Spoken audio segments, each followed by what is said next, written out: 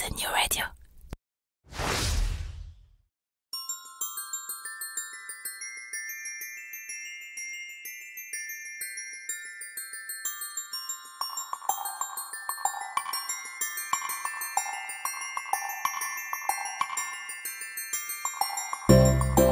Bon matin et bienvenue dans la saison 3 de Fais-tu frette. Déjà la saison 3. Quand je pense que lorsque j'ai commencé, on me disait que ce concept manquait peut-être un petit peu de profondeur et que je risquais de vite me retrouver à court de sujets, et bah pour le coup, j'en connais qui se sont mis une sacrée bûche dans l'œil. C'est que mine de rien, la culture québécoise est infiniment plus riche que ce que la seule démographie de la province peut laisser penser. La société québécoise, parce que multidimensionnelle, est aussi incroyablement plus complexe que tout ce qu'on peut imaginer. Alors vous savez quoi les amis, de vous à moi, vous pouvez encore vous attendre à quelques saisons en plus de Fais-tu frette. Mon nom est Jean-Michel Lhomme et avec ce podcast je suis vraiment, mais alors vraiment heureux de vous faire découvrir mon nouveau chez moi, le Québec. Bonne écoute.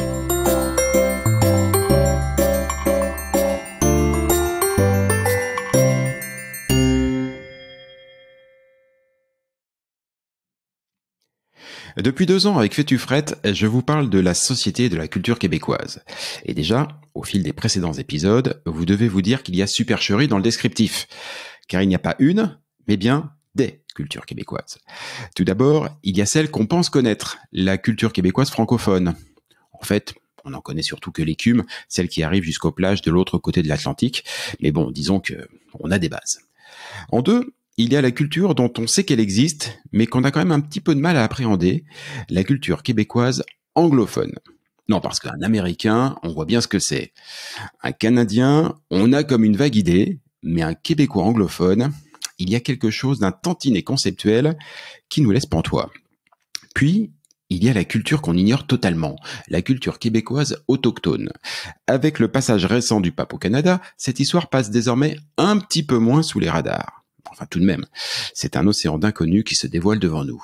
Et pour simplifier la chose, cette culture autochtone se décline dans une bonne quinzaine de cultures bien distinctes. Mais le défi interculturel du Québec ne s'arrête pas à ces 3 dimensions. Loin de là. On l'a souvent répété ici, le Québec est une terre d'immigration.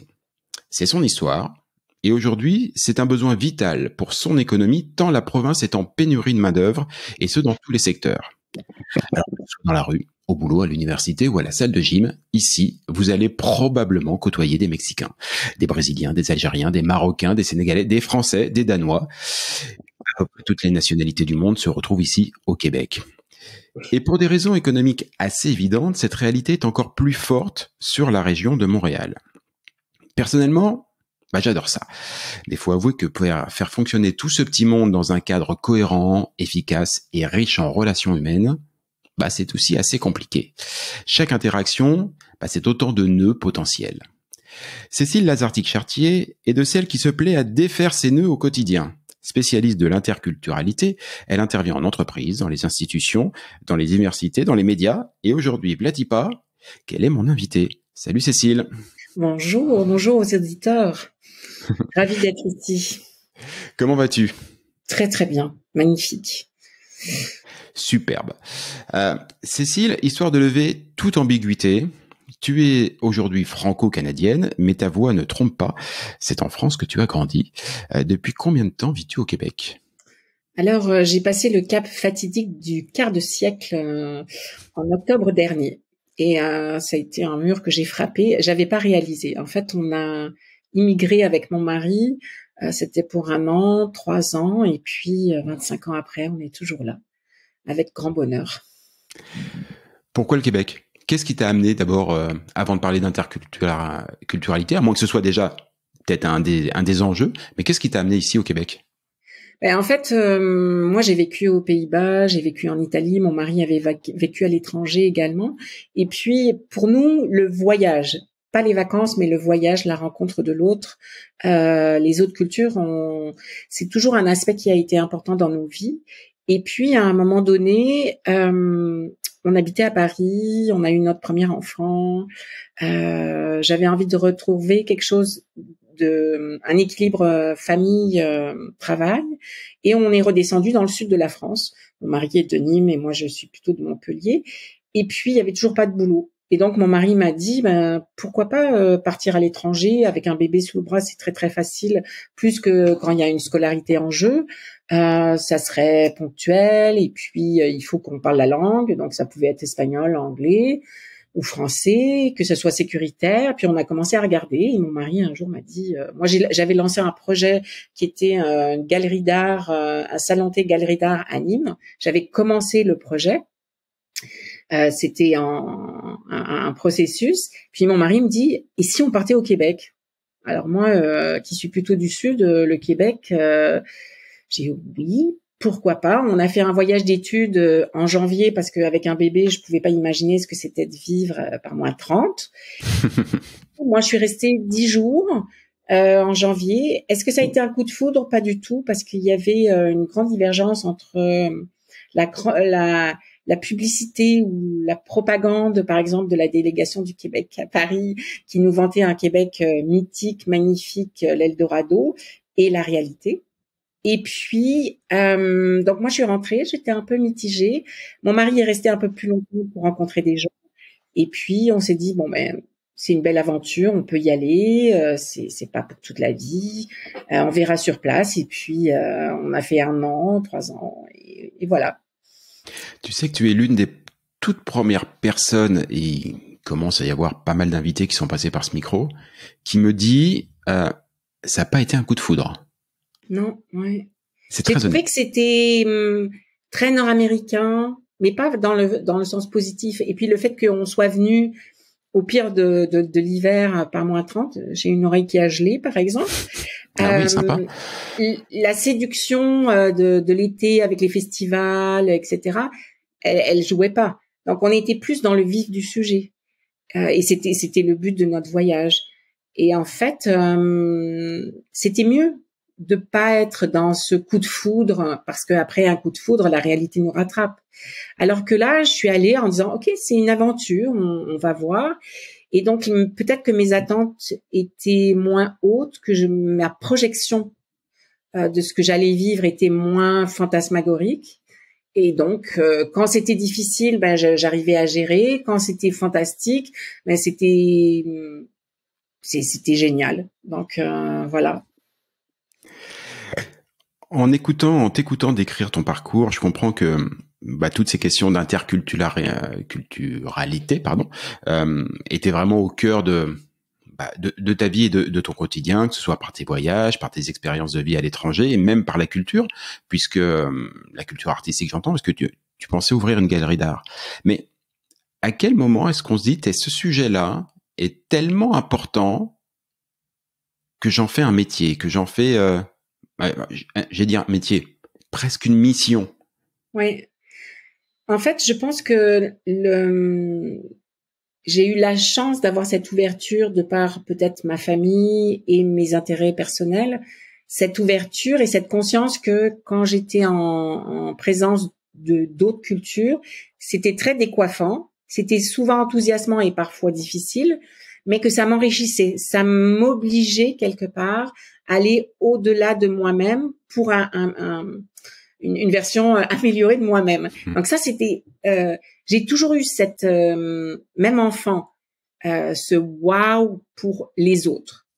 Et puis, j'ai eu un coup de foudre irrémédiable pendant ma formation en communication.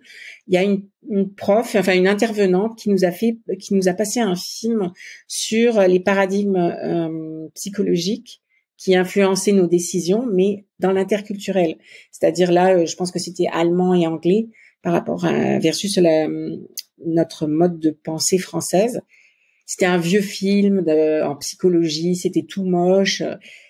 Mais je sais pas, c'est comme s'il y avait une connexion dans mon cerveau qui s'est faite en disant, oh my God, mais c'est incroyable, ça ouvre à des possibles que j'avais même pas imaginé.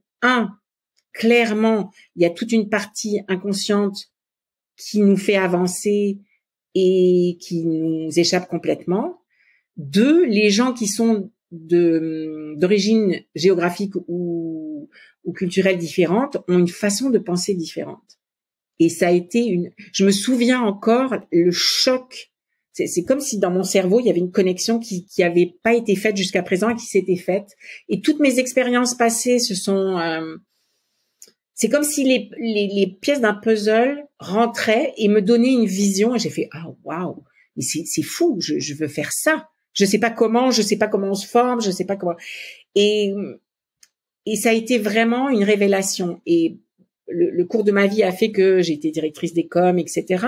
Mais quand j'ai vécu au Québec, c'était difficile en arrivant de dire je suis en changement, je veux faire de l'interculturel alors que je connaissais même pas le pays. Donc il a été plus facile pour moi d'arriver avec un CV de directrice des coms dans le milieu des arts. Là, les gens arrivaient à me saisir, me mettre dans une boîte, pouvaient m'utiliser à bon escient, etc. Donc j'ai commencé au Québec avec des postes de direction des communications. Puis à un moment donné, je me suis dit non, je veux plus, je veux revenir à cet interculturel. Et c'est là où ma boîte à outils en com m'a beaucoup servi parce que ce sont des outils que j'utilise selon les besoins. Quand je donne de la formation, quand je fais des conférences, quand je dois monter un cours, quand je dois écrire, cette vision cette capacité d'aller colliger de l'information extrêmement riche et diversifiée, d'avoir un plan, une vision, un plan, une stratégie, et après d'être capable de redonner de l'information qui soit recevable par le public en question. Donc c'est vraiment il y a un truc en France, par exemple, j'ai un peu de mal quand on dit c'est un parcours typique ou un parcours atypique, comme si on était typique. Je veux dire, à part un comptable, et encore, il faut qu'ils se mettent à jour avec les nouvelles lois ou l'informatique. Et je veux dire, on a tous des parcours où on part dans un sens, on va chercher de l'information, on a des expériences, on ajoute des strates de compréhension, de conscience, de formation, de choix plus éclairés aussi. Et donc quand j'ai décidé sciemment d'arrêter de travailler dans le milieu des arts, non pas parce que ça avait plus d'importance, parce que j'adore toujours les arts et que c'est pour moi vital dans une vision de vitalité de la communauté et d'intérêt personnel, mais bien parce que je sentais que je commençais à perdre cet élan fou qui me fait que quand je vais travailler, je suis allumée. J'ai cette envie, cette créativité, que je suis inarrêtable. Là, je commençais à m'épuiser, puis je me suis dit non, il faut que j'arrête. C'est plus ma place, c'est plus là. Je me sentais pas bien, et donc j'ai arrêté de travailler dans le milieu des arts. J'ai fait de la com parce que c'était l'outil que j'avais. Alors j'ai travaillé pour des clients, je sais pas, stratégie de com, pour des PME, des choses comme ça. Puis, mais il manquait la substantifique moelle. Il y avait quelque chose qui manquait. Et tout d'un coup, j'ai commencé à me former, à revenir, et me dire, ben, qu'est-ce qui est le plus important pour moi? Et en fait, c'est l'interculturel. Et curieusement, c'est exactement ce que je faisais en culture. C'est-à-dire, je permets aux gens de faire circuler de l'information qui soit recevable. Donc, je ne suis que le point de jonction entre des gens qui ont quelque chose à dire et des gens qui ont quelque chose à apprendre. Donc, quand je fais une conférence, c'est ça. Quand j'accompagne des projets ou des entreprises, je fais ça.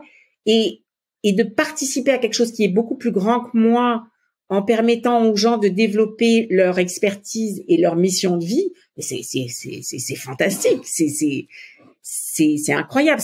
Je fais exactement la même chose d'une façon différente que quand j'étais directrice des coms. En théâtre ou en danse ou en musique, je n'étais pas l'artiste à communiquer, mais je permettais à un artiste qui avait quelque chose de unique à partager d'être reçu, entendu et diffusé auprès du public ou des subventionneurs ou des programmateurs, etc. Donc c'est extrêmement enthousiasmant parce que on participe à quelque chose de plus grand en enrichissant en fait de par notre collaboration. C'est fantastique. Puisque j'ai une expérience assez similaire, alors non pas en interculturalité, mais en communication, en marketing et en communication, où je te confirme, c'est exactement un métier de communicant. Ouais. S'assurer que le message soit bien perçu, bien exprimé et bien perçu entre l'émetteur et le récepteur. Tout à fait. C'est un pur travail de communicant.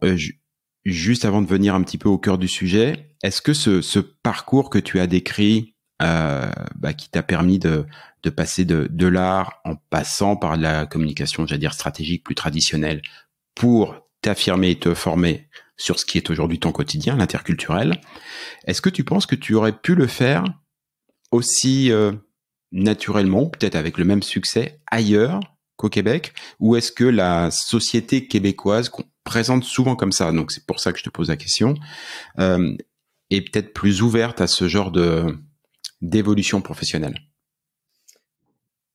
Je pense qu'effectivement, le Québec ou après le Canada aussi m'a permis d'explorer et d'aller plus en profondeur, et aussi m'a laissé l'espace pour me former et me sentir légitime là-dedans. Si j'avais fait, par exemple, si j'avais été formée en management interculturel à 22 ans et demi, que j'étais partie en stage à Hong Kong et que j'étais revenue pour travailler à Londres, j'aurais eu une légitimité éducationnelle, sociale, j'aurais été reconnue, mais est-ce que j'aurais eu cette maturité? Pas du tout. Alors qu'au Québec, et puis aussi parce que maintenant je suis senior, toutes les expériences m'ont permis d'ajouter de la valeur à ce que je pouvais proposer, et non pas de partir d'une théorie au départ, mais bien du goût des autres, allié à de la théorie et de la formation et de la pratique. Quand j'étais directrice des communications, tu le sais parfaitement, puisque toi, tu as aussi cette expérience.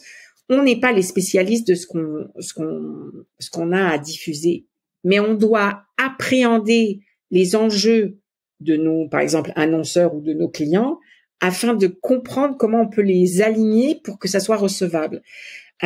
D'où mon intérêt et mon choix d'avoir fait un DESS de commerce international quand c'était encore en France, parce que même si j'avais une grande culture générale, que j'avais des outils de communication, j'avais la conscience que j'avais pas la vision réelle des enjeux des entreprises. En faisant ma formation de commerce international, je suis allée chercher des outils et une culture générale de l'entreprise de l'intérieur, non pas pour y travailler, parce que j'ai jamais travaillé en commerce international après, mais bien pour comprendre les enjeux. Ben oui, les douanes, la législation, le plan comptable, ça fait partie des enjeux. C'est pas juste on doit se comprendre en réunion et notre client à Singapour ou à Buenos Aires doit comprendre ce qu'on veut faire. Il y a aussi des enjeux terribles de dédouanement, peu importe. Et cette culture générale du DESS, c'était fantastique parce que j'ai ramé, on va le dire, lamentablement pour comprendre un plan comptable, parce que c'est pas du tout dans mon genre d'intelligence. La législation sur les douanes, ça ne me fait pas frétiller, mais par contre, comprendre la stratégie marketing d'une entreprise qui va à l'international, qui ouvre une filiale, ça c'était fantastique. Puis tout ce qui est comme stratégie, marketing, relations internationales, comme la négociation, ça m'a complètement allumé. Et donc ces outils-là sont venus ajouter à ma boîte à outils perso en commerce international. Donc maintenant, quand je parle récemment, il y a un client qui me parlait de dédouanement et de ce que ça a provoqué chez eux avec la crise actuelle, etc. Et comment ils n'arrivaient pas à gérer. Et j'ai fait fantastique, je comprends. Je ne travaille pas dedans, mais je comprends de quoi il me parle. Donc je suis en mesure d'adapter ma formation, mon soutien, exactement à ce dont il a besoin. Donc, peut-être j'ai dévié. Ai-je bien répondu à ma question? On est à fond dans l'interculturel, parce que oui, si je comprends bien, tu as fait l'effort, même si ça t'intéressait pas plus que ça, mais de te mettre en mesure de comprendre l'autre pour mieux derrière le servir et renvoyer son message. Mais faire l'effort de comprendre l'autre, quitte à ce que ce soit parfois un petit peu douloureux, un petit peu de travail, enfin que ce soit pas aisé, oui. Je pense que ça va faire partie des bases de l'émission d'aujourd'hui. Dans mon introduction, je décris le Québec comme un bouillon de culture interculturelle. Est-ce que j'ai pas un petit peu exagéré, dis donc? Non, pas du tout. Quand on regarde, alors toi et moi, on est d'origine française, mais donc on a immigré. Et puis on regarde, si on fait chronologiquement, on remonte dans le temps, il y a des strates d'immigration diverses, syriennes, italiennes, irlandaises, françaises, anglaises. Et puis quand on regarde au niveau de la ligne du temps, le Québec, le Canada ou l'Amérique du Nord en règle générale, mais pour revenir au Québec, nous sommes effectivement, comme tu l'as si justement souligné, une terre d'immigration. Mais par exemple, quand certains immigrants récents me disent oui, mais les Québécois, je dis mais quels Québécois? Oui, les Québécois pure laine. Je dis pure laine. Oui, ben ceux qui étaient là avant. Je dis ok, ceux qui étaient là avant. Donc je creuse cette thématique de qui est légitime sur le territoire, qui est vraiment chez lui et comment ça se passe. Et quand je travaille avec les immigrants qui me disent oui, les vrais Québécois, j'ai fait vrais Québécois. Qu'est-ce que vous entendez par vrais Québécois? Donc on arrive à pure laine. Donc en règle générale, ils font référence à des personnes venant, par exemple, d'Europe au moment au XVIe siècle, etc. Donc, qui ont des familles qui sont là depuis plusieurs siècles. Et donc, je pose la question fatidique. Donc, c'est eux les vrais Québécois. Alors, les gens avec qui je donne des formations me connaissent et je suis jamais dans le jugement. Je travaille à ça parce que c'est extrêmement important. Et ils savent aussi que j'aime bien manier l'humour. Ils disent non, ben, pas les vrais Québécois, mais les Québécois. Donc, on creuse, on essaye de retirer les couches de l'oignon pour arriver à ce qu'on croit vraiment et la vraie question. Et donc, je dis donc les vrais Québécois, c'est ceux qui sont légitimes, qui sont arrivés il y a plusieurs siècles avec la colonisation française ou anglaise, auquel tu faisais référence. Donc, c'est eux. Et en général, on dit, ben oui, j'ai ok, donc ils ont toujours été là. Alors là, il y a souvent un blanc, mais ah ben non, parce qu'ils sont arrivés. Ok, donc avant, il y avait personne? Ah ben si, il y avait des gens. C'était qui? Ah ben c'était les Premières Nations, les autochtones. Ah, donc de maintenant, de l'immigration maintenant aux Italiens des années 50 ou 40, à la colonisation des Français et des Anglais. Ok, si on remonte avant, donc avant, ben, il y avait des autochtones. Donc, avant la colonisation européenne de l'Amérique du Nord, il y avait des autochtones. Et la question que je pose après, donc ils disent ah oui alors, donc je dis mais alors c'est qui les vrais Québécois ou les vrais Canadiens? Puis je dis mais est-ce qu'ils étaient là depuis toujours? Ah ben oui. Ah, je dis ah oui depuis toujours. Et quand je leur dis ben finalement même les Premières Nations sont arrivées d'Asie par le détroit de Bering quand c'était encore possible de marcher et que bon, ça fait plusieurs millénaires, on s'entend, mais et là il y a un blanc. C'est alors et donc je reviens à aujourd'hui. Je dis donc qui a le droit, qui est légitime, qui a sa place ici. Alors là, souvent il y a des petits points d'interrogation et les gens disent ouais ben en fait tout le monde. Et ben écoute. Et le slogan de mon entreprise c'est ici, maintenant et ensemble. Parce que c'est ça. C'est que oui, il faut être conscient de l'histoire, des jalons de l'histoire qui nous permettent de comprendre mieux la vision globale. Ça, c'est extrêmement important. Mais au-delà de ça, une fois qu'on a compris que il y avait les autochtones en premier, que il y a eu la colonisation, que les strates d'immigration sont arrivées. Ok, c'est super de connaître tout ça. Maintenant, on fait quoi ensemble ici, aujourd'hui, là, ensemble? Et si on est là ensemble, ben, c'est qu'on est légitime puisqu'on est là. Donc, si on est là, qu'est-ce qu'on fait?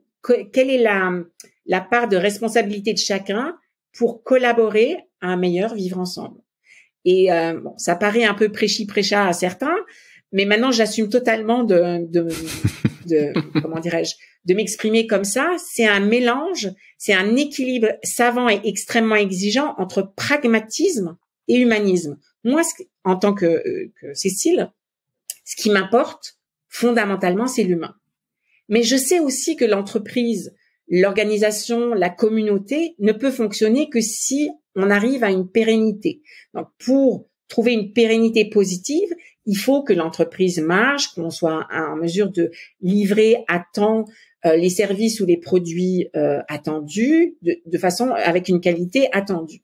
Mais en même temps, pour moi, c'est extrêmement important que l'humain se sente légitime et sa place, l'espace pour développer son potentiel au service en premier de lui-même et après de l'autre, de la communauté, de l'entreprise, etc. Donc, c'est cet équilibre extrêmement exigeant entre l'humanisme et le pragmatisme qui permet, de même qu'un funambule arriver de l'autre côté de son fil, de dire bon bah des fois on est un peu trop trop pragmatique, donc il faut remettre un peu d'humanisme. Des fois on est un peu trop pelleteur de nuages, et puis il faut revenir aux chiffres, aux deadlines, etc.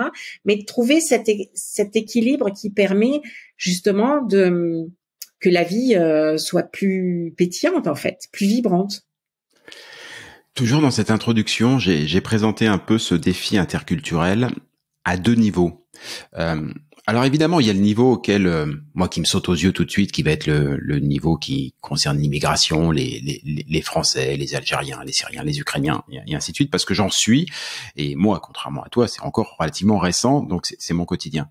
Ceci étant, quand je regarde les informations, quand je lis la presse, que j'observe tout simplement ce qui se passe un petit peu ici, je vois bien quand même qu'il y a un schisme qui est assez fort, assez lourd, entre ce que je disais, à savoir québécois francophones, québécois anglophones, ou on va dire canadiens anglophones, voilà, il y a différents verbatims, et aussi effectivement toutes les cultures autochtones. J'aimerais juste savoir si toi qui es amené à intervenir auprès des institutions, des entreprises, est-ce que tu interviens déjà parfois juste sur ce niveau-là? Est-ce que c'est une difficulté ou est-ce que non, on se pose la question de l'interculturel seulement quand il y a, j'allais dire un petit peu plus d'international, si je peux le dire comme ça.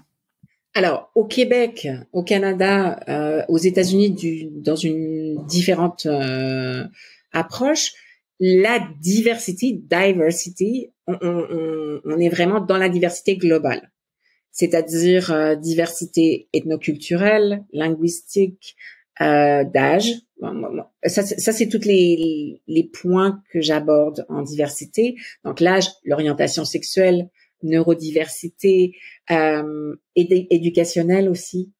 Comment on fait pour qu'une équipe puisse inclure de façon intelligente et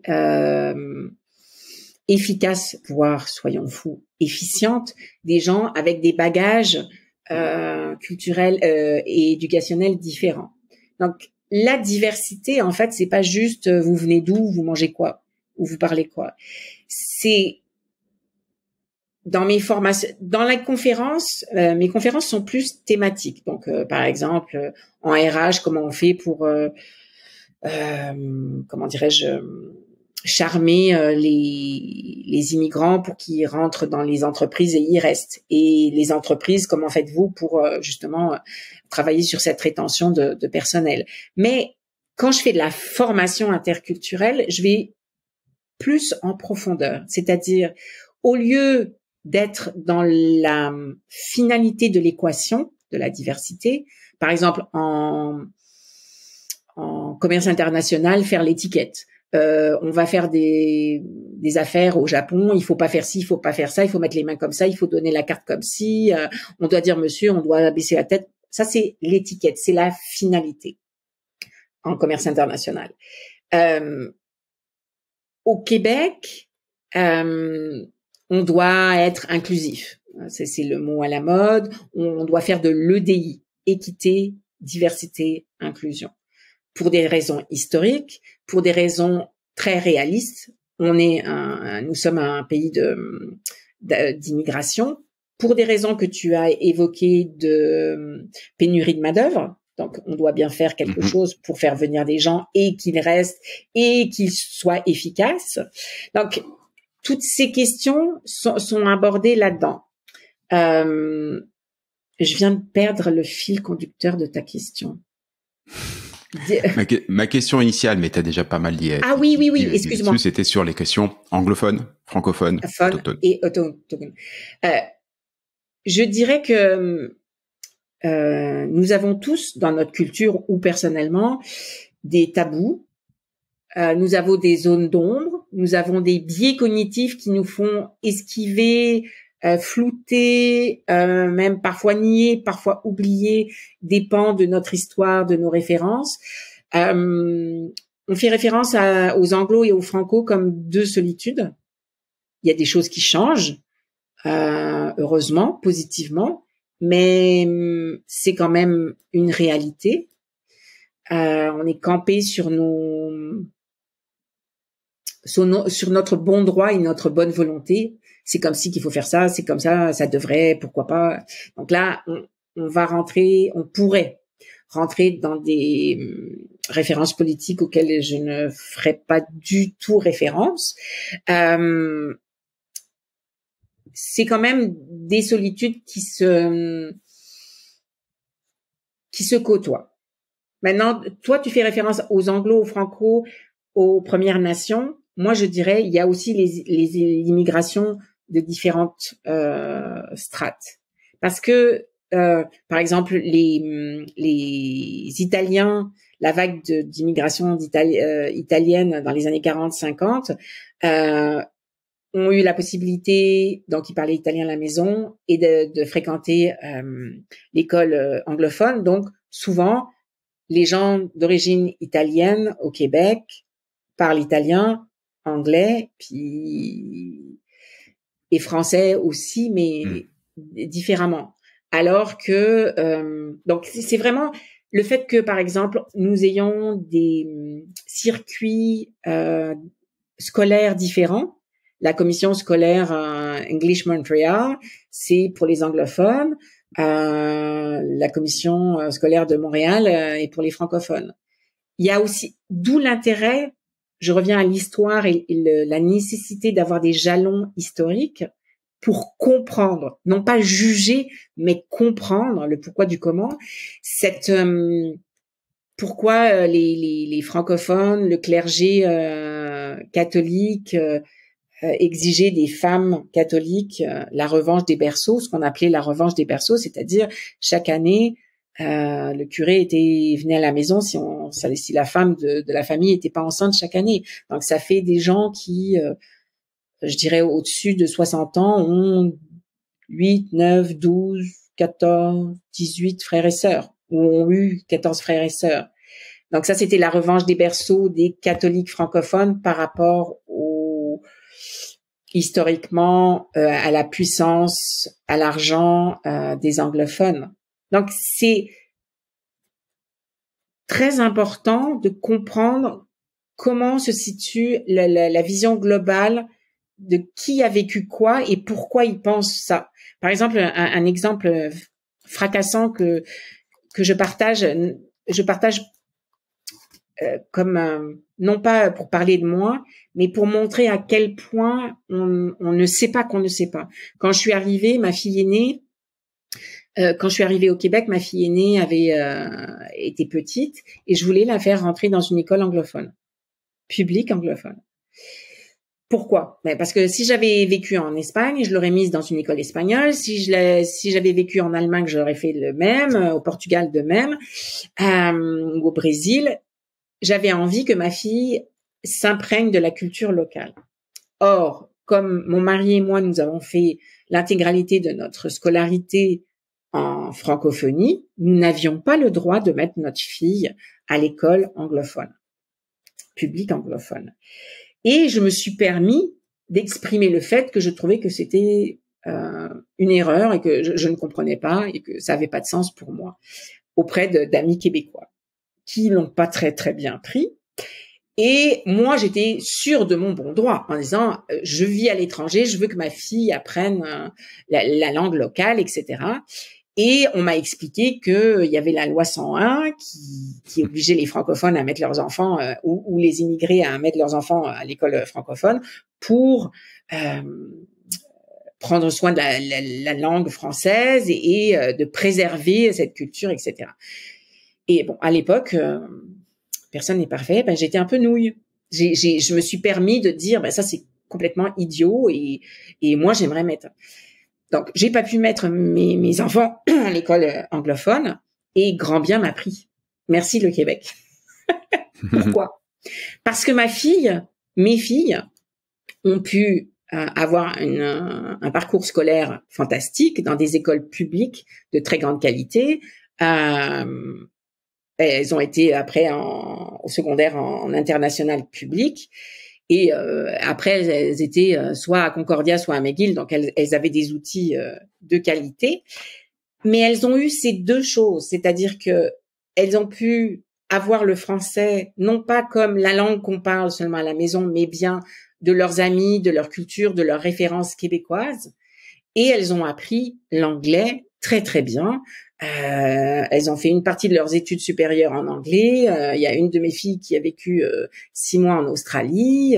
Maintenant, elle vit en Scandinavie et elle vit en anglais. Donc, c'est cette juxtaposition. Et quand je parle de ça, c'est pour montrer que même moi, qui suis une experte en interculturel, j'étais tellement braquée sur je veux, je dois, ça c'est bien, ça c'est pas bien, avec une bonne volonté, parce que moi, c'était pour une acquisition d'une nouvelle langue. Mais il y avait tout un pan de compréhension locale, culturelle, qui m'échappait. Et je suis super contente que mes filles aient fait toute leur scolarité jusqu'à la fin du secondaire en français. Parce que maintenant, elles sont complètement bilingues, mais elles ont cet ancrage culturel québécois fantastique.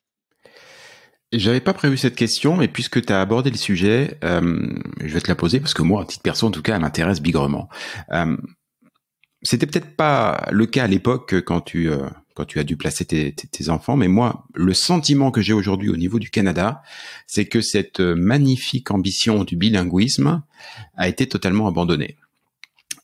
Pour diverses raisons, et ça c'est historique, mais j'ai un peu quand même l'impression que dans tout le reste du Canada, comme il dit ici The Rock, ouais. Rest of Canada, le français est perçu comme, on va dire, soit une langue historique et culturelle, enfin voilà, c'est ou artistique, je sais pas, enfin pas quelque chose d'usuel en tout cas, voire parfois carrément une langue qui pour vous empêcher de tourner en rond.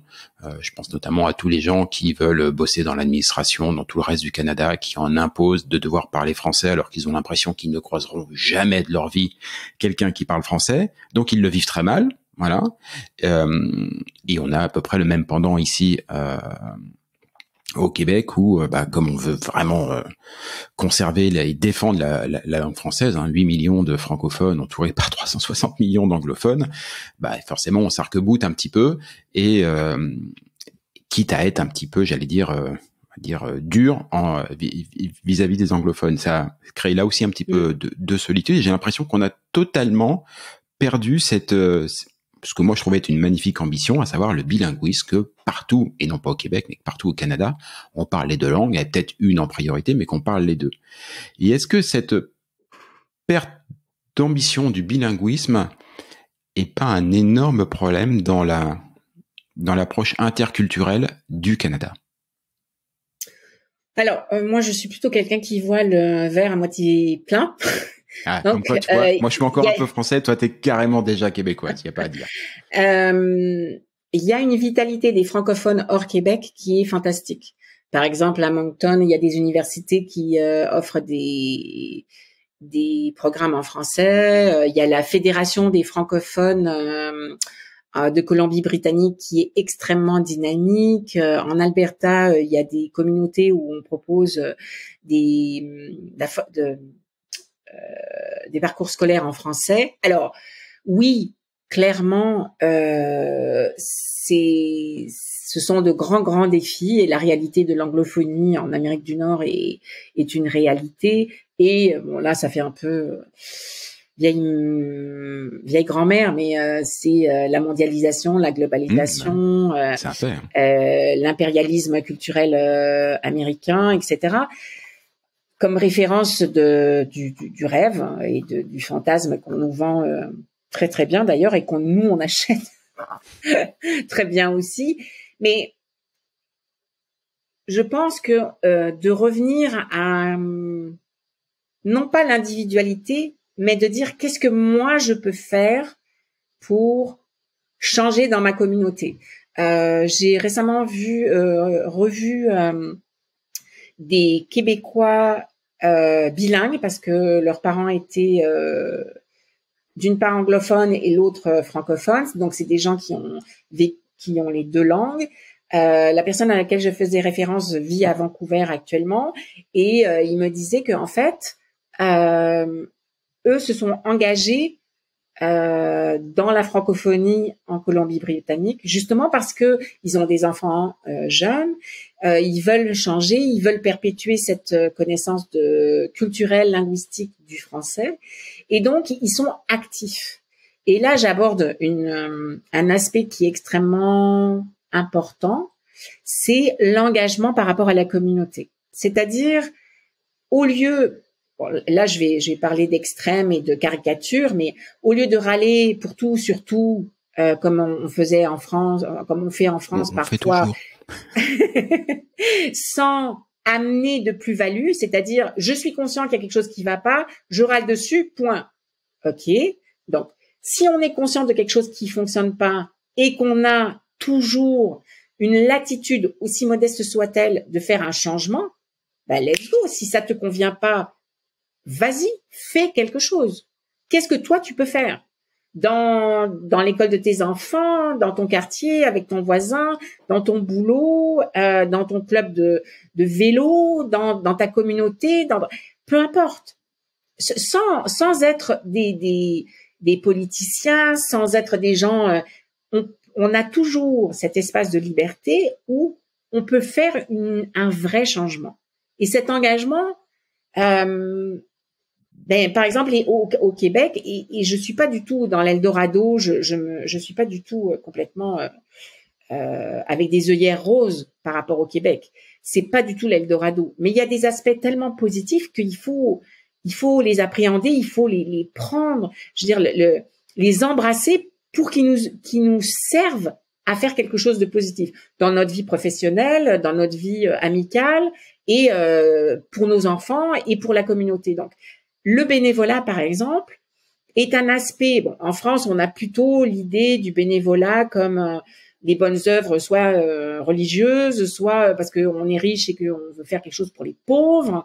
Mais ici, le bénévolat, c'est pas du tout ça. Bon, c'est aussi ça. Il y a des parties qui sont reliées à la religion, mais sinon, on a une communauté. Moi, je suis une fanatique, par exemple, je dis n'importe quoi de course à pied. Ben, je vais faire du bénévolat dans un club. Les enfants, par exemple, dans les écoles québécoises, sont amenés à faire du bénévolat très rapidement, très jeunes. C'est-à-dire, non pas comme se sacrifier pour... non, pas du tout. C'est, je sais faire quelque chose, je vais faire du mentorat. Je suis en 4e année, c'est-à-dire CM1, je suis capable de faire du mentorat avec les petits. Mais moi, de faire du mentorat à, mettons, 9 ans, avec des petits, ça va me permettre d'être obligé d'apprendre à diffuser de l'information que je dois déjà à intégrer vraiment pour que le petit puisse comprendre ce que je vais lui dire. Et de gérer qu'un petit, il bouge plus qu'un plus grand, de gérer mes horaires. Donc, il y a tout un apprentissage. Et moi, je dis toujours aux gens, faites du bénévolat, vous allez recevoir 2 fois plus que vous allez donner en expérience, en compréhension, en assimilation complètement inconsciente, rapidement, en réseau, en expertise, en information. Enfin, c'est incroyable. Donc, cette vision du bénévolat, qui est pas du tout prêchi-prêcha, qui est très pragmatique finalement. C'est, on est une communauté, je sais faire, je veux ou j'aime. Alors, je dis aux gens, ne faites pas un bénévolat que vous pensez qui est bien pour votre CV. Faites un bénévolat qui vous allume. Parce que si vous adorez les enfants, allez pas donner la soupe ou faire des animations auprès de personnes âgées. Vous allez pas être à votre place, vous allez pas être bon, les gens vont pas vous apprécier, vous allez côtoyer des gens avec qui vous avez finalement pas d'affinité. Alors que si vous choisissez culturel, éducation, jeunes, personnes âgées, malades, sport, artistique, si vous faites un bénévolat qui a du sens pour vous, qui vous allume, qui vous enrichit, vous allez vous faire des copains qui ont les mêmes centres d'intérêt. Vous allez découvrir des possibilités incroyables. Si vous êtes un fanatique de randonnée extrême et que vous faites, je sais pas, une porte ouverte dans un truc, oui, vous allez travailler toute la journée pour distribuer des tracts et expliquer, mais aussi votre voisin ou votre voisine de stand va vous dire ah mais est-ce que tu connais telle sortie, ah ben il y a tel mont à...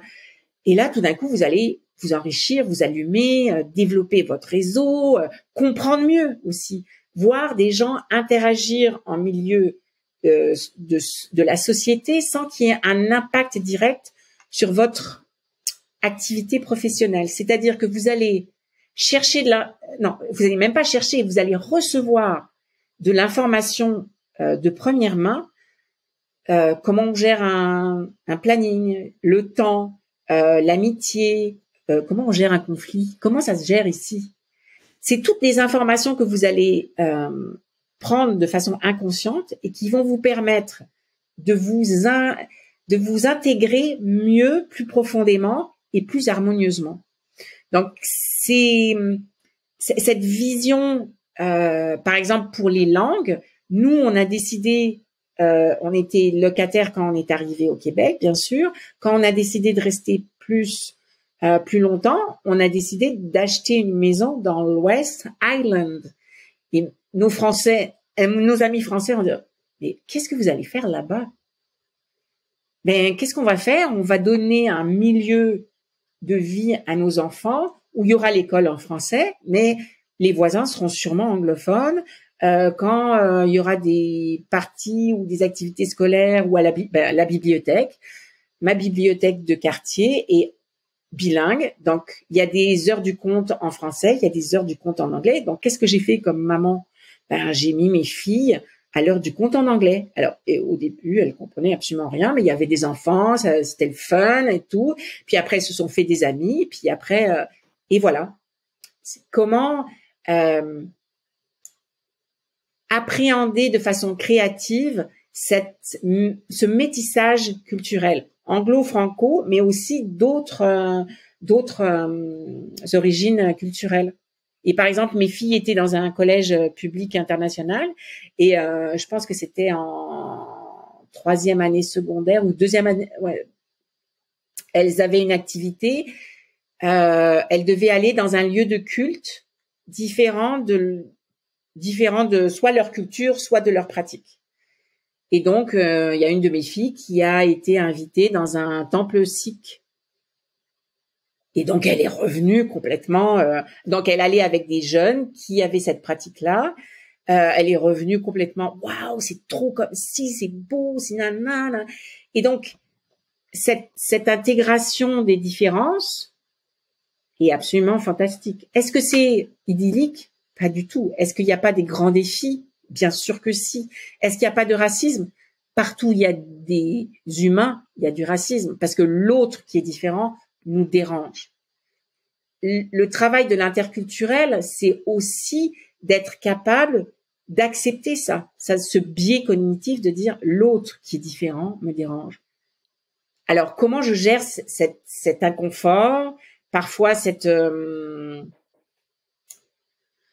fatigue de toujours devoir expliquer, essayer de comprendre, changer mon point de vue, faire cet exercice tout le temps, de dire ah oui mais c'est normal.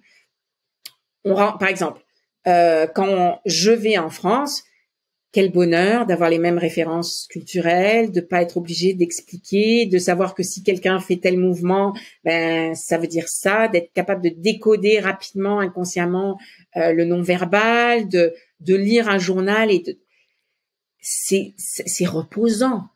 C'est reposant d'avoir tous les mêmes références, conscientes ou inconscientes. Mais Dieu que c'est beaucoup, enfin Dieu n'a rien à voir là-dedans d'ailleurs. Je sais pas pourquoi je dis cette expression. Laissons-le où il est. Oui, que c'est enthousiasmant et vibrant de rencontrer l'autre en fait, parce que l'autre nous fait grandir. C'est ça c'est ces défis.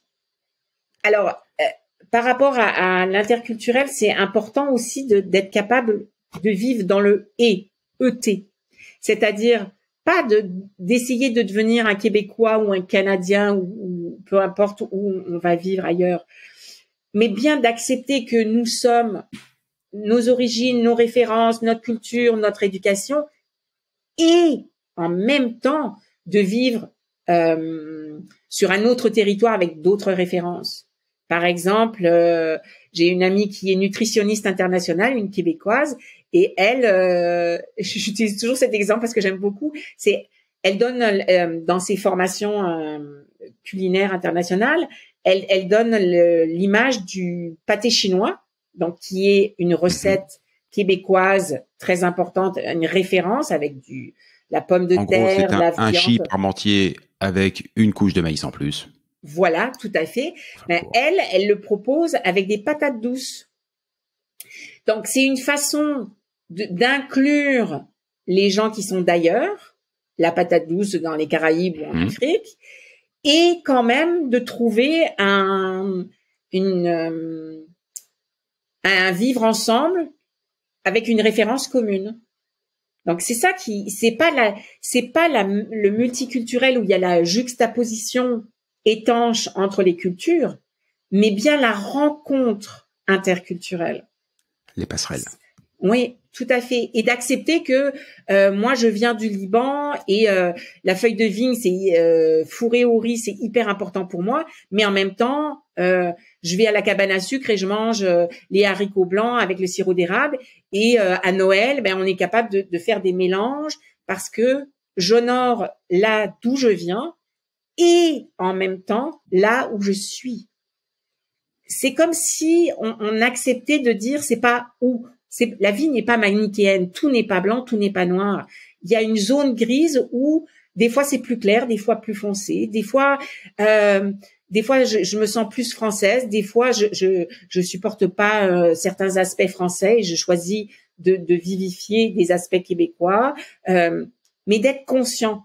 Et en fait, le travail interculturel pour l'entreprise, pour la communauté et ultimement au départ pour soi-même, c'est en premier lieu, de prendre conscience, de faire un travail qui est exigeant, de prendre conscience de nos préférences personnelles et culturelles. C'est-à-dire, un petit exemple tout simple, une thématique interculturelle qui est notre vision de la hiérarchie, que ce soit la hiérarchie sociale ou dans l'entreprise. Comment je me situe par rapport à ça? Est-ce que moi, au niveau national, bon, par exemple, en tant que Française, clairement, on m'a éduquée et inconsciemment, j'ai intégré que la hiérarchie, c'est de haut en bas et que y a des strates et que c'est peu poreux et qu'il faut passer par le plus un, que si on a un grand titre, on a une valeur plus grande dans l'entreprise et ou dans la société et ou dans notre famille. Alors que ici, est-ce que c'est mieux? Pas du tout. C'est pas un jugement de valeur, c'est comprendre. Alors que ici, par exemple, en Amérique du Nord, au Québec en particulier, la hiérarchie sera plus horizontalisée. Est-ce que pour autant on est copain avec notre boss? Pas forcément. Est-ce que on se tutoie et qu'on est potes? Pas forcément. Parce que le jour où le boss doit vous virer, il vous virera tout pareil. Juste il dira tu. Exactement.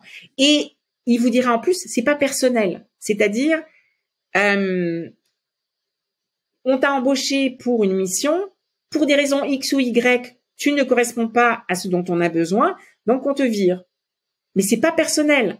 Et c'est une réalité que c'est pas personnel. C'est-à-dire, c'est pas parce qu'on t'aime pas qu'on te vire. C'est parce que tu es venu ici pour faire de la compta ou pour faire du marketing. Puis ce que tu livres, on essaiera de te recadrer. Mais si ça marche pas ultimement, on te vire. Parce que c'est ça pour lequel on t'a embauché. Donc, cette vision, certains Français disent « Ah, mais j'étais copain avec mon boss, comment il a pu me faire ça ?» C'est pas personnel. C'est pas, t'es pas allé chercher il t'a pas embauché un copain. Il a embauché un type ou une fille pour livrer une marchandise ou un dossier ou un produit. Ça s'est pas fait et peut-être que vous serez plus heureux ailleurs, d'ailleurs, parce que c'était pas le bon endroit. Et les Français disent comment ils ont pu me faire ça? Non, on est dans le capitalisme pragmatique. On vous embauche, ça marche, tant mieux, on vous garde. Ça marche pas, vous dégagez. Et on n'est pas forcément fâché. Pas du tout. Pas du tout. Et on est dans le pragmatisme. Il faut vraiment faire l'effort de comprendre l'autre, en fait. C'est vraiment ça. De se dire, je le juge pas forcément avec ma grille de lecture habituelle. Tout à fait. Mais je vais faire l'effort d'essayer de comprendre, de juger si je dois absolument la juger, parce que c'est mon caractère, juger la situation, mais avec l'œil de l'autre. Moi, je vais donner un exemple. Il se trouve que pour une autre partie de mes activités professionnelles, je fais en ce moment beaucoup d'interviews politiques. Et je constate que les gens s'en tamponnent le coquillard comme de l'an 40, mais alors, d'une force, c'est absolument incroyable. Alors qu'en France, il y a quand même des petites piques dedans, des machins, des trucs. Enfin, ça buzzerait, comme on dit. Non, ici, ils s'en contrefoutent. Très facilement, on pourrait se dire, bon, la politique au Québec, ils en ont vraiment rien à secouer, quoi. Et c'est des je m'en foutistes, ils s'en foutent. Bah, c'est pas tout à fait ça, en fait. Non. C'est parce que la politique, pour eux, c'est exactement ce que tu disais tout à l'heure. C'est du quotidien, c'est de l'action, c'est de l'investissement personnel. C'est pas forcément des grandes théories fumeuses à l'Assemblée où on fait, voilà. C'est juste différent, voilà. Oui. Ils sont très engagés. Pas forcément dans leur bulletin de vote. Les taux de participation sont nazes, mais ils sont très engagés. Et c'est juste différent. Et c'est vrai que si on regarde une situation avec l'œil que l'on avait, qui fonctionnait bien et qu'on a toujours eu entre guillemets, et qu'on le regarde avec cet œil-là, on se dit ça déconne, ça marche pas. Et forcément, on va jamais y arriver, ça c'est sûr. Par contre, si on fait l'effort de se dire mais attends, je vais même mettre à sa place un petit peu, je vais regarder la situation d'un autre point de vue. Ah ouais, on a le droit de trouver que c'est une erreur, mais on va comprendre qu'il y a une autre vision possible. Alors, je pense que c'est important ce que tu viens de souligner, c'est vraiment important.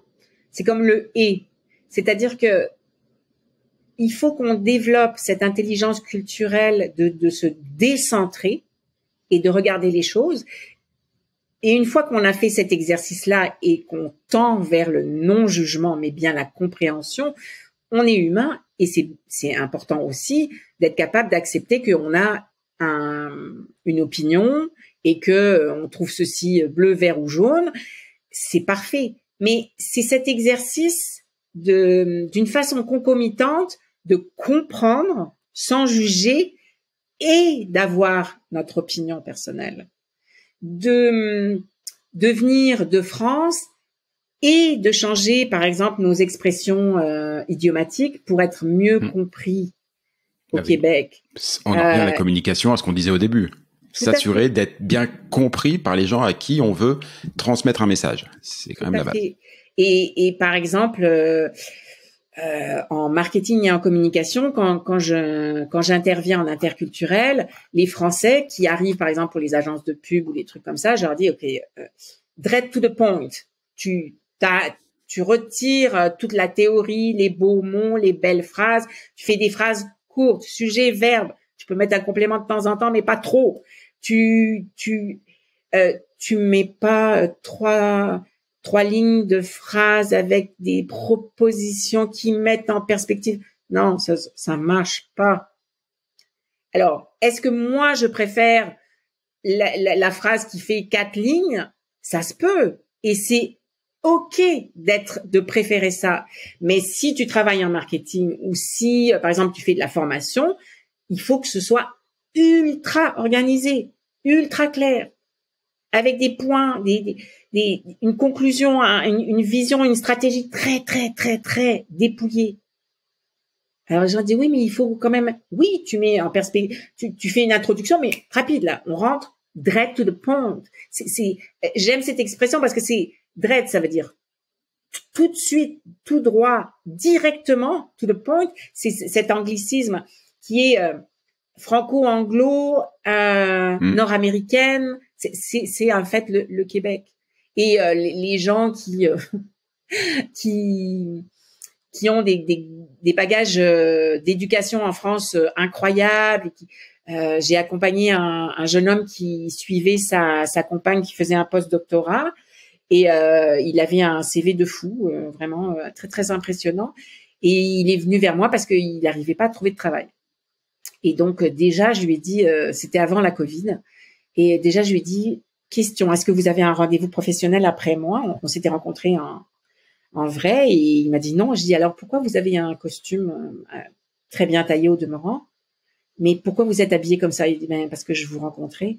J'ai alors ok, on va travailler déjà là-dessus. Simplicité, efficacité.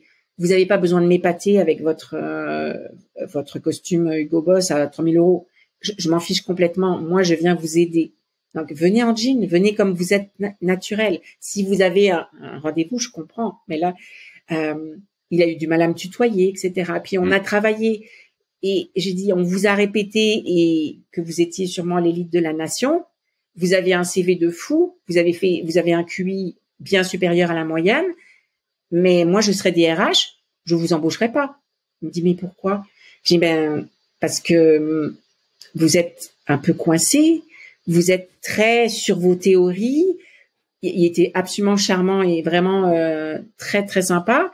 J'ai dit mais je vais vous former pendant quoi, 6 mois, 8 mois. Je lui ai donné quelques acronymes pour le tester. Il connaissait rien. J'ai dit mais il me dit ah ouais. J'ai dit mais c'est normal. Vous venez d'arriver.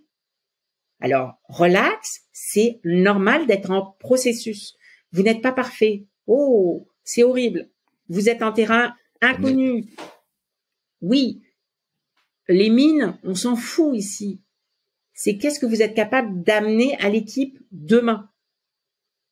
Et donc j'ai dit moi, si vous me dites ma femme fait un post-doctorat et on veut rester 5 ans, je vais peut-être miser sur vous. Mais si vous me dites on reste 1 an et demi et je vais chercher du boulot à Paris, je vais pas miser sur vous parce que je vais vous former pendant X temps. Vous allez faire toutes les sottises possibles et imaginables au niveau relationnel. Puis quand vous allez être efficace, vous allez partir. Puis après, j'ai dit, mais qu'est-ce qui vous intéresse vraiment? Est-ce que vous pourriez imaginer, pendant le post-doctorat de votre compagne, de faire autre chose qui vous allume et que vous vous êtes jamais permis? Il me dit, je sais pas. Donc, j'ai dit, ben, allez faire vos devoirs et revenez vers moi. Est-ce que ça vous intéresse de creuser ça? Puis finalement, il a trouvé un poste dans une association qui fait, nationale, qui fait du sport. Parce que c'était un fanatique de basket, parce que ceci, parce que cela, parce qu'il avait un beau CV derrière de sport quand même haut niveau, et qu'il avait donc pendant le postdoctorat de sa femme, il s'est éclaté, il a développé un réseau de fous et il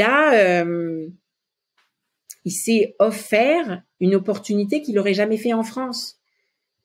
Et ils sont partis finalement en Asie pour la carrière de sa femme, mais et j'ai pas de nouvelles depuis la Covid, mais j'ai trouvé ça fantastique parce que ça retire rien à son CV de fou, à ses études incroyables et à son QI supérieur, mais tout d'un coup il a lâché quelque chose et il a dit et si je m'amusais, si j'allais travailler et il s'est éclaté et je suis sûre qu'il leur a apporté une plus-value dans l'équipe incroyable. Donc c'est cette façon d'appréhender les choses. C'est cette agilité dans les actions en fait. L'interculturel c'est un mélange entre le pragmatisme et l'humanisme, et c'est le défi de rester fidèle à soi-même en demeurant ouvert à l'autre. Et c'est le travail d'une vie, en fait. Je pense. C'est challenging, comme on dit en bon français. Et oui, tout à fait.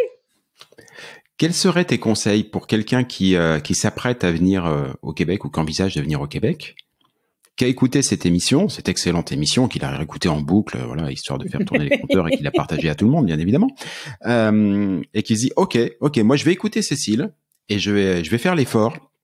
Je vais faire l'effort de savoir comment ça marche, c'est quoi les codes, qu'est-ce qu'il faut que je fasse, qu'est-ce que je dois changer dans ma manière d'appréhender ou qu'est-ce que je dois apprendre de nouveau pour être plus en phase avec le marché québécois. Ok, sauf que où est-ce qu'il prend l'information? Et ça, c'est tout le défi, en fait. La première chose, je pense que c'est se faire une stratégie. Ça, c'est très nord-américain, mais j'aime beaucoup parce que c'est dire, ok. La marketeuse est jamais bien loin. Oui, c'est ça. La thématique interculturelle est tellement complexe et peut toucher tellement de milieux, le milieu de travail, le milieu quand on a des enfants, les relations avec les parents d'élèves, l'éducation, les profs, etc. L'amitié, tout ce qui est réseautage, tout ce qui est en fait contact humain, c'est très important. Pour les gens qui ont le projet de venir au Québec ou au Canada ou partout dans le monde, je dis, faites-vous un plan d'attaque. D'abord, si vous êtes un lecteur de news, lisez les journaux locaux, la radio locale. Si vous aimez la littérature, plongez-vous. Les mangas québécois, les trucs historiques, les romans d'amour, les BD, la sociologie, peu importe vos centres d'intérêt, allez avec vos centres d'intérêt personnels vous nourrir de la production locale. Vous êtes un fanatique de free jazz, plongez-vous dans le free jazz local. Maintenant, avec les réseaux Internet, vous pouvez faire tout ça même avant votre départ. Vous êtes un fanatique de pêche. Regardez, il y a des émissions de pêche locales de fou. Vous aimez la pop, branchez-vous sur la pop locale au-delà de Cœur de Pirate et des stars. Creusez une thématique qui vous est propre. Vous aimez, je sais pas, le sport, le théâtre, le cinéma. Allez au cinéma, louez des films québécois pour vous imprégner. Vous allez rien comprendre, vous allez pas comprendre la langue, ils font référence à quoi, vous allez trouver ça nul ou très bien, peu importe, on s'en fiche. Mangez de la culture québécoise. Vous aimez le heavy metal, c'est quoi les stars locales? Est-ce que vous aimez le underground? Let's go. Vous aimez, je sais pas, la permaculture? Informez-vous. Qu'est-ce qui se passe? L'architecture, qui sont les stars de l'architecture au Québec? Sur l'écologie, pareil. Sur l'histoire, pareil. Peu importe vos centres d'intérêt, mais allez vous nourrir de la même chose, mais du Québec ou du Canada, si vous voulez. Parce que ça vous permet de comprendre, finalement, que vous aimez ou pas, je m'en fiche complètement. Si vous avez dit, oh, le cinéma québécois, il est trop ceci, pas assez cela, c'est trop lent, c'est trop rapide, c'est trop underground, je m'en fiche. Vous allez devenir perméable à quelque chose. Et ce que vous allez intégrer, au fond, va vous permettre de vous faire une culture générale locale, d'être capable d'avoir des communs à partager quand vous serez au Québec avec un Québécois en disant oh j'ai vu tel film, j'ai pas trop bien compris, ou oh j'ai adoré ce film-là, je comprenais pas tout mais c'était waouh, ou alors cet artiste j'ai découvert grâce au blog de je sais pas qui, cet artiste en France on n'en entend pas du tout parler, c'est génial. Peut-être que votre homologue québécois va dire ah je connais pas, il vient d'où, il est de Trois-Rivières, ah ouais il a fait ça, il y a un concert le week-end prochain, on pourrait y aller ensemble. Paf, ça y est, vous avez un commun. La cuisine, si vous aimez la cuisine, mettez-vous sur des blogs québécois, des Instagrammeurs québécois qui font de la cuisine ou des recettes, des émissions de télé. Il y a Tout TV, il y a Radio Cannes, juste pour vous imprégner de ça. Puis tout d'un coup, au bout de quelques temps, vous allez découvrir que vous commencez à faire des liens entre les choses. Ah ben tel cuisinier avait travaillé avec un tel, puis ils ont fait ça. Oh waouh. Donc c'est faire des liens, découvrir que tel cuisinier utilise l'agneau de Charlevoix. Ah ben c'est où Charlevoix?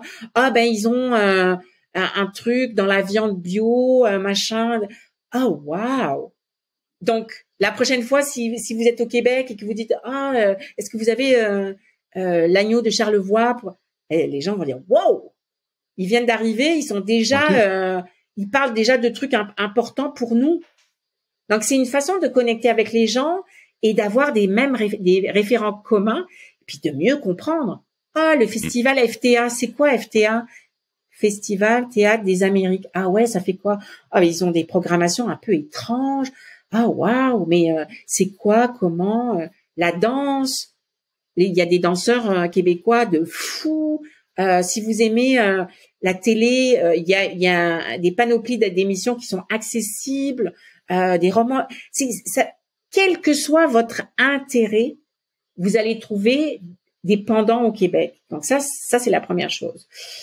Pour ce qui est de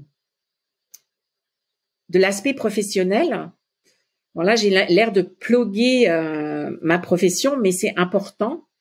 Formez-vous, allez voir des conférences, suivez des webinaires, il y a de l'accompagnement parfois parce que c'est vraiment important pour gagner du temps, pour s'éviter des chagrins inutiles. Parce que oui, parfois on a des chagrins d'amitié, des chagrins parce qu'on se sent pas reconnu à notre juste valeur. Peut-être juste parce que on n'a pas exprimé ce dont on avait besoin, ce qu'on offrait de façon recevable localement. Notre valeur professionnelle aussi, peut-être que c'est juste une question de CV ou d'approche ou travailler votre réseau. Dans votre réseau, quel que soit votre réseau, quel que soit votre âge, votre milieu métier, même si vous êtes étudiant en première année, on s'en fout. Lancez-vous. Il y a toujours une cousine qui a un copain, un voisin qui est allé au Québec. Il y a toujours un professionnel qui a déjà travaillé avec quelqu'un au Québec. Au niveau professionnel, même démarche. Lisez la presse professionnelle de votre milieu local. Vous êtes dans le business, vous êtes lisez les affaires, lisez le supplément affaires du journal La Presse. Tenez-vous au courant de ce qui se passe, ce qui se fait pas, les défis, de manière à vous adapter plus rapidement, plus aisément. Travaillez votre anglais. C'est paradoxal, mais si vous voulez, alors votre anglais de fond, c'est-à-dire votre vocabulaire, votre syntaxe, etc. Pas forcément votre accent. Puis arrêtez de stresser avec votre accent. Vous aurez un accent français absolument hideux ou adorable selon qui vous en parle. Ce qu'on veut, c'est être compris et que vous compreniez. Donc, si vous voulez avoir une chance professionnelle, travailler votre anglais, c'est une bonne idée. Arrêtez de faire des références tout le temps. Ah oui, en France, on fait comme si. Vous pouvez dire en réunion de travail ou avec un collègue ou un voisin ou un prof de vos enfants, vous pouvez dire je suis surprise que vous ayez fait ça. Pourquoi on fait comme si, ou j'aurais pensé qu'on aurait pu faire ça. Ça, c'est OK de dire qu'on comprend pas, il n'y a pas de souci. De dire mais je comprends pas parce qu'en France les réunions ça se fait comme ça. Ouh. De dire ça c'est super important. Oui. Alors j'insiste là-dessus parce que c'est tellement naturel. Je l'ai fait aussi, donc la boulette entre guillemets, je la prends pour moi. Je suis pas à l'abri de le continuer à le faire régulièrement, mais tellement naturellement, on remet la France, ce sur quoi on vient sur le devant, comme si c'était le sujet. Oui, tout Mais à alors, fait. c'est pas le sujet. On doit se décentrer, en fait. On est ici. Alors, si on comprend pas quelque chose, ou si on n'apprécie pas quelque chose, ou si on a une idée qui pourrait améliorer, les Québécois sont très ouverts à ça, en disant, OK, on fait la réunion lundi matin, mais j'ai pensé que peut-être les équipes seraient pas au courant de ceci ou de cela. Est-ce qu'on pourrait la faire mardi matin pour être plus effectif?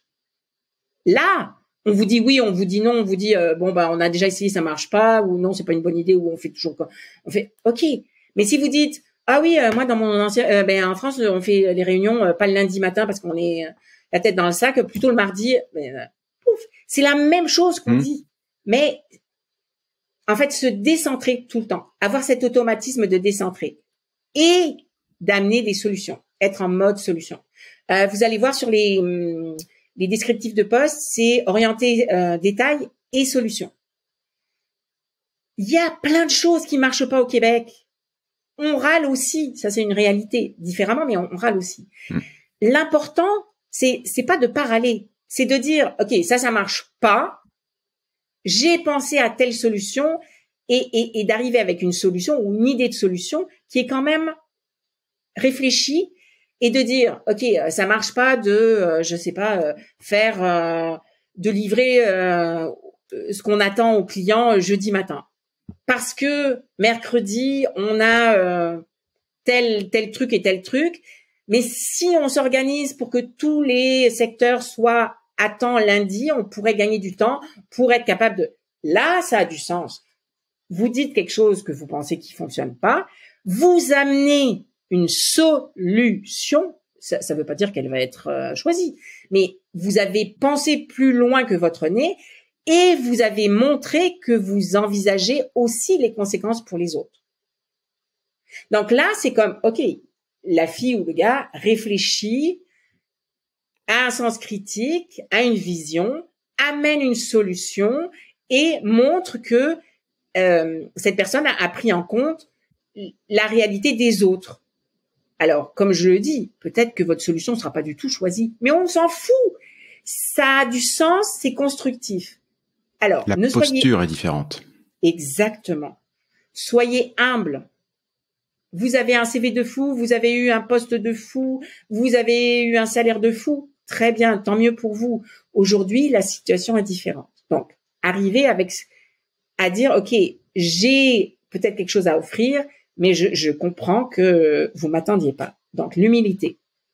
Ensuite, laissez-vous du temps.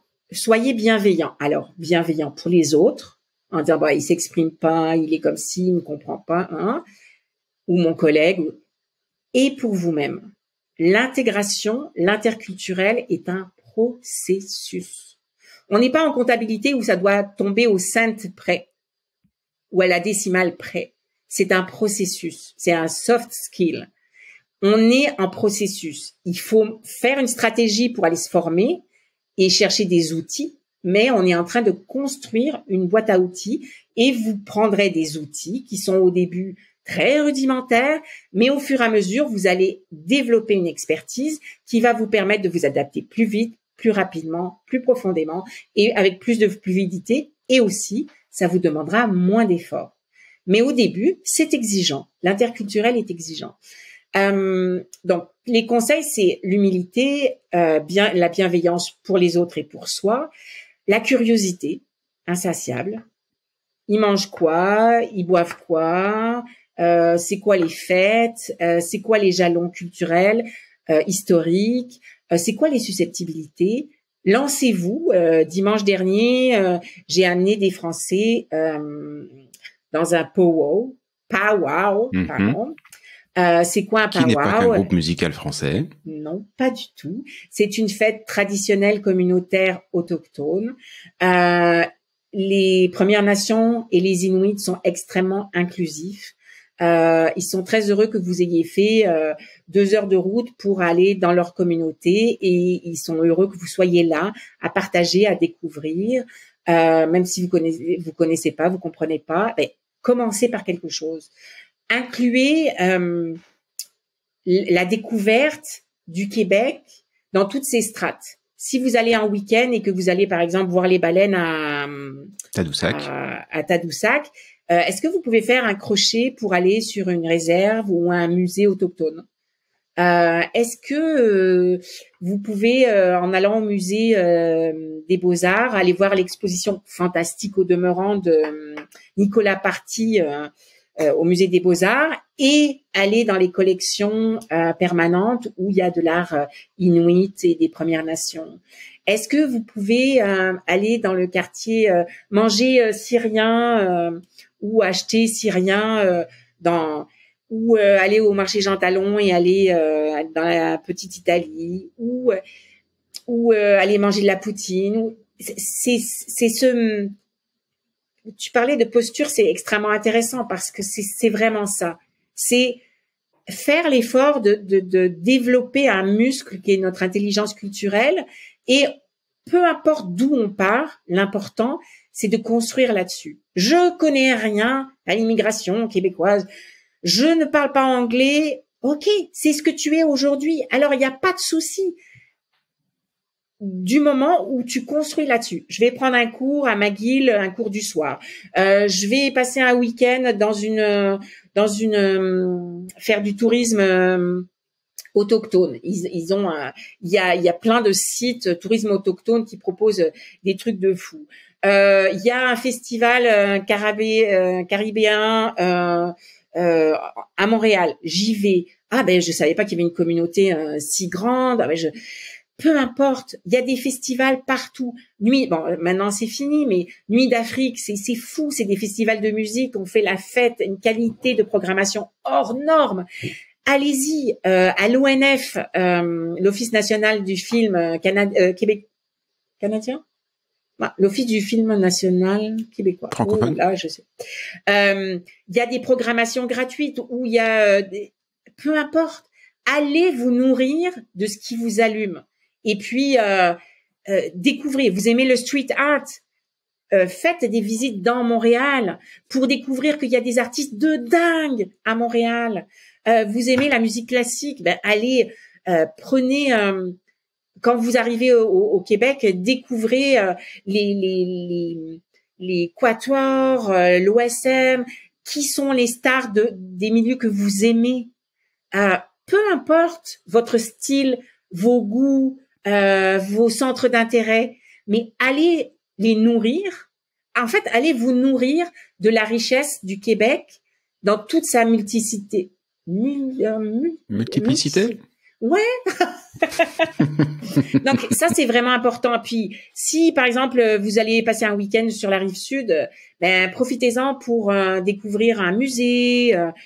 Quand vous arrivez, par exemple, venez à Montréal au musée McCord où il y a un super, c'est un musée qui met en valeur les Premières Nations. C'est un petit musée très riche, très dense. Vous n'avez pas besoin d'être une petite souris de musée pour avoir du plaisir. L'expo sur la réconciliation au musée McCord est excellente ici. C'est très pédagogique, ça permet aux enfants, aux adultes, c'est à différentes strates. Lancez-vous aussi, si vous avez des enfants, lancez-vous cherchez les éditeurs pour enfants de, par exemple, La Courte Échelle, les 400 coups, qui font des livres pour enfants québécois. Mais c'est pas pour enfants québécois, mais c'est des maisons d'édition québécoises qui donnent une couleur spécifique. Vous allez voir votre libraire quand vous arrivez au Québec, vous allez dans une librairie indépendante et vous dites voilà. Je viens d'arriver, je suis nouvel immigrant, ou je suis en PVT, ou je suis en expatriation, on s'en fiche. Je veux me faire une tête de ce qui se passe en ce moment. J'aime ci, j'aime ça, j'aime les thrillers, mes enfants ont 7 et 10 ans. Qu'est-ce que vous me proposez? Les libraires québécois ont une expertise hors norme et on est très très choyés pour les librairies indépendantes et ils vont vous amener dans ce que vous aimez, avec votre sensibilité et ils vont vous nourrir de ça. La grande bibliothèque, quand vous arrivez, si vous arrivez au Québec, à Montréal, allez chercher, dans la semaine, vous arrivez, allez chercher votre carte gratuite de grande bibliothèque. Vous allez pouvoir prendre CD, DVD, livres, magazines. Vous aimez la beauté, vous allez pouvoir repartir avec 20 magazines de beauté ou de mode ou je sais pas quoi, vous allez découvrir les stars du local, les marques locales, peu importe. Vous aimez le tricot, je suis sûre qu'il y a un magazine pour le tricot québécois. C'est Surtout que le tricot, c'est utile au Québec. Oui, effectivement. Mais c'est cette posture de dire, OK, j'arrive, je peux faire quoi? C'est quoi les spécialités? C'est quoi la cuisine, la musique, le théâtre, la télé, la décoration? Est-ce que ça vous convient? Oui, non. Est-ce que on s'en fiche? Après, c'est vous qui avez vos choix et votre Mais au moins, couleur. vous savez. Donc, mais c'est cette aventure, en fait, il faut prendre ça pour une aventure. Puis des fois, ça marchera pas. Des fois, vous êtes déçus. Des fois, vous aimez pas. Des fois, c'est trop dur. Puis ça donne pas de résultat. C'est une aventure. C'est pas un divertissement, l'immigration ou l'expatriation. C'est une aventure. Donc, de prendre ça, il vous viendrait pas à l'esprit de partir à l'aventure sans vous préparer, sans vous former, sans prendre un guide, sans vous plonger avant clairement, vous avez besoin d'informations. Donc, pour optimiser et fluidifier votre aventure au Québec ou au Canada, donnez-vous les outils qui vont faire que votre expérience va être incroyable. Pour 6 mois en tant qu'étudiant, pour finir votre licence, pour faire un PVT, pour faire une expérience de 2 ans, mais on s'en fiche. Que ce soit 6 mois ou que ce soit 30 ans, peu importe, profitez positivement de tout ça. Puis les Québécois sont vraiment chouettes. Oui, c'est vrai.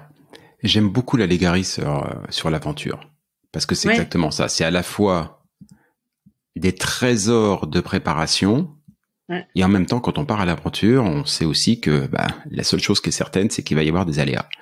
Voilà. Et qu'il faut rester, comme moi j'aime à dire, c'est ma petite expression personnelle, très souple sur les pattes arrière, pour pouvoir s'adapter, pour pouvoir gérer l'imprévu, même si on a tout fait pour prévoir. Mais la formation en interculturel, par exemple en entreprise, si vous vous préparez au niveau professionnel ou personnel, d'être formé, d'avoir une boîte à outils, ne vous affranchit pas de l'enthousiasme et de la dimension de l'aventure. C'est juste que vous êtes plus adapté pour choisir. Au lieu de subir, vous allez pouvoir choisir. Par exemple, si on vous dit l'hiver est long, ok, l'hiver est long. Moi, si je viens de Maubeuge ou de Nice, l'hiver, j'ai l'impression qu'il est aussi long. C'est pas le même. Mais si on vous dit, on s'en fout de la marque, on s'en fout de l'esthétique. S'il y a un conseil, c'est bonnes chaussures, bonne parka, bonne moufle et bon bonnet, bonne tuque. Bonne tuque. C'est primordial. Je peux dire que l'expérience de l'hiver va être quand même autrement plus intéressant en ayant chaud qu'en ayant toujours un petit peu froid. Alors, l'hiver sera le même, vous serez la même personne, mais votre qualité d'expérience sera complètement différente. Et se former en interculturel, faire cette stratégie et ce plan, c'est ça. C'est la différence avec les bonnes bottes ou les mauvaises bottes. Et avoir froid aux pieds en hiver au Québec, c'est s'assurer d'être vraiment dans l'enfer. Alors que si vous avez chaud aux pieds, vous allez pouvoir vivre ce que vous avez à vivre, en fait. Tu formes combien de personnes par an? Ça dépend. C'est très aléatoire. Parfois, comme mes clients sont très éclectiques, parfois c'est des grosses cohortes. Donc, si c'est en éducation supérieure ou si c'est des entreprises que j'accompagne longtemps. Par exemple, ça peut arriver que j'accompagne pour certaines organismes des gens en précarité, par exemple des réfugiés en grande précarité. C'est un groupe que j'accompagne pendant plusieurs semaines, voire plusieurs mois. Parfois, ça peut être une conférence où il y a plusieurs centaines de personnes, puis c'est un one shot. Donc, j'ai jamais chiffré ce genre de choses, en fait. Mais il y en a eu quelques-uns quand même au final. Hein, mon Dieu, au fil des années, oui. Puis ce que j'aime dans mon métier, c'est que en fait, comme les gens auprès desquels j'interviens sont extrêmement différenciés, que ce soit les réfugiés qui arrivent dans des conditions terribles humanitaires, ou que ce soit des CIO, des petits jeunes qui sont hyper formés mais qui sont tout verts et qui connaissent pas encore beaucoup de choses dans la vie, ou des gens, par exemple, des familles qui se préparent à l'immigration puis qui sont hyper sérieux, que j'accompagne, ou les entreprises. C'est des enjeux différents, c'est des besoins différents, c'est parfois aussi c'est des richesses différentes, des outils différents. Par exemple, les réfugiés humanitaires, quand j'interviens auprès d'eux pour leur donner des outils pour mieux comprendre comment s'insérer dans la société québécoise plus rapidement, ils ont, de par leur vécu terrible, des outils que toi et moi, nous n'avons pas parce qu'on n'a pas vécu des choses effroyables. Donc, par exemple, à un moment donné, il y a dans une grande institution, il y avait un cadre moyen qui venait d'Afrique. Puis, il avait eu un conflit avec une collègue québécoise pure laine. Et la Québécoise lui disait, mais tu peux pas te faire laisser traiter comme ça en réunion, c'est.